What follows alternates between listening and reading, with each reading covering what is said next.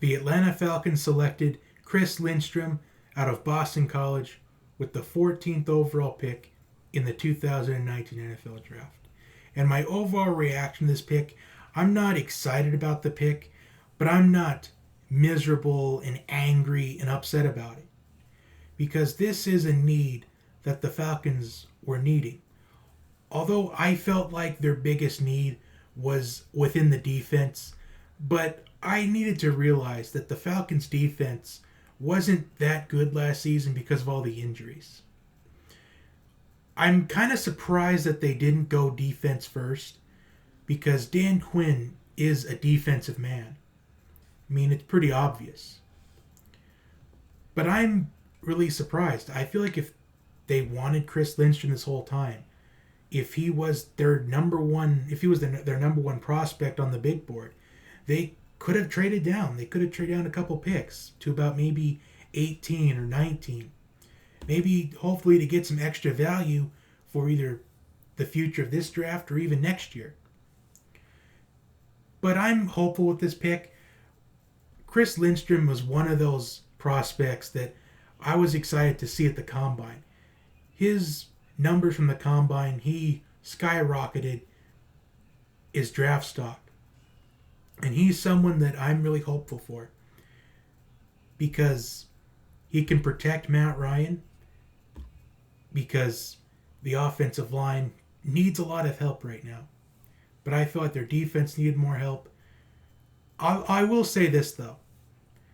I think maybe Lindstrom wasn't the number one prospect that the Falcons had in mind. I think Lindstrom was probably about maybe 3 or 4. I think he was somewhere around there. Because I think their top 3 prospects were like this. I think their top 3, Ed Oliver was 1. Christian Wilkins was 2. And then probably Lindstrom. So I think Lindstrom was possibly plan C or D. Because I think if Miami would have taken Dwayne Haskins with pick 13, the Falcons would have taken Wilkins. I really think so, because I think Christian Wilkins would fit nicely in Atlanta's system. And Christian Wilkins is a proven winner. He won 2 national championships with Clemson.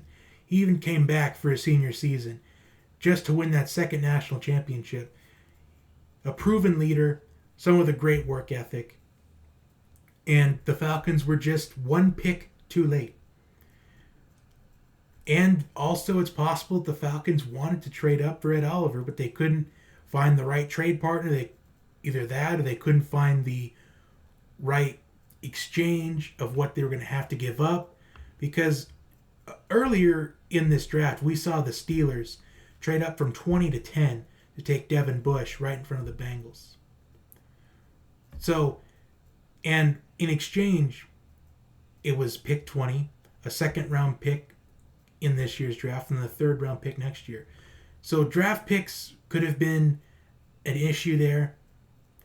Who knows?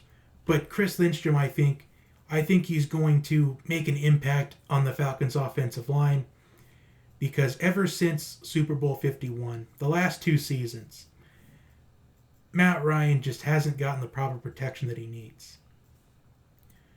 And I think this is going to improve the Falcons next season.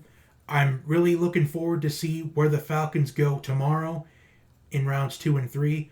Although there could be some optimism, maybe Dan Quinn and Thomas Dimitroff, maybe they got a genius plan going on, trying to trade back in that 1st round. Like I said, if Montez Sweat still happens to be available, or Greedy Williams still happens to be available towards the end of that 1st round, maybe they might make a move. Although, to overall summarize this pick, I felt like possibly Montez Sweat or Greedy Williams should have been the pick, but I think this was probably plan C or D. But I think probably Greedy Williams out of all this was probably plan C, Lindstrom was plan D. But I think as far as Greedy Williams was concerned, maybe a corner is not that necessarily a big of a need, more than it is the offensive line. So I'm just going to leave it at that. I can't wait to see what happens throughout the rest of the night. I'll be back after the first round's over to recap all the picks. I'll see you then.